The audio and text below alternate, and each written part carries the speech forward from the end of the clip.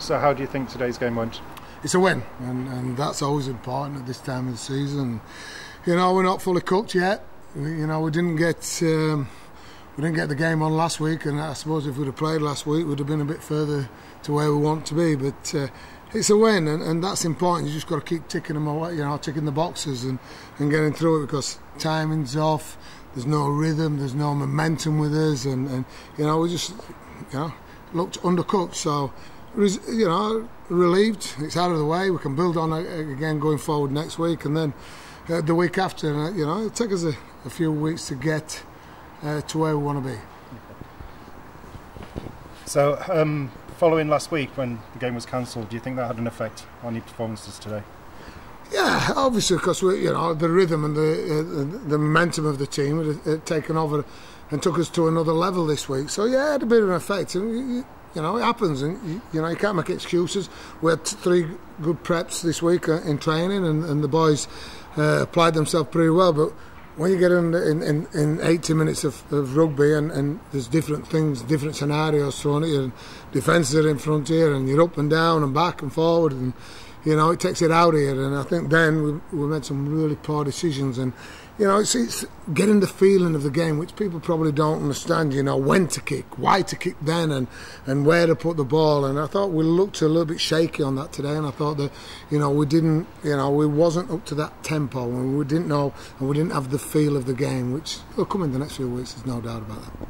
How do you think Swinton performed today? Well, there's desperate. In this competition this year, it's going to be all about desperate teams, and teams like Swinton are desperate to stay in the competition. And you've got to look at it at the end of the year.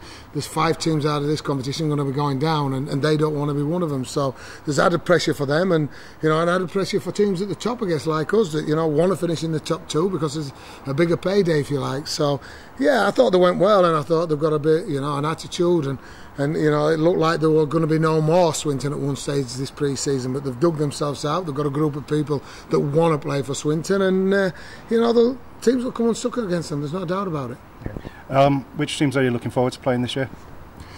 Next one, Barra next week, Owlerton. The first game, obviously, back at Owlerton after the postponement last week. So, you know, we've just got to take game at a time. You know, we play Barra next week, as I say. The week after, it's a tricky game at Halifax away, and you know, they're one of the teams that's going to be one of the contenders. So, you know, we just need to improve next week, and then the week after will look after itself. But you know, I'm not looking too much further than training on Tuesday, Wednesday, Friday, Barra next week, and again, a different challenge for us, a different pitch. You know, the pitch surface here has been fantastic today. It's a big, wide pitch. Next week will be another challenge, because, you know, Owlerton is a little bit smaller. So, you know, we just got to adapt to it and just get on with it. And every game we just tick off. And there's 20 odd games this year, isn't there? And if we can get to end it and be in the top 2, we'd had a really successful season. Okay. Which of the Eagles players today do you think did particularly well? I thought Missy Talapapa was outstanding. I thought Peter Green were good. Michael Knowles were outstanding as well. And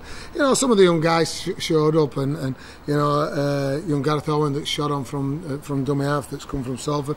Will Hope, I thought, was very good as well, you know, in the back row, again from Salford, and Fordy will score tries. He's 6'5", why wouldn't he score tries? He runs some nice lines. So it's just, again, you know, it's getting them all embedded into the structures, and they've been training with us a couple of weeks now, but you know, they're going to get better, and the nice thing is that they're right age, and they're really committed. So we're going to get better, you know. Young Connor Scott, young Jack Blairbury, the young lads that were blooding in there.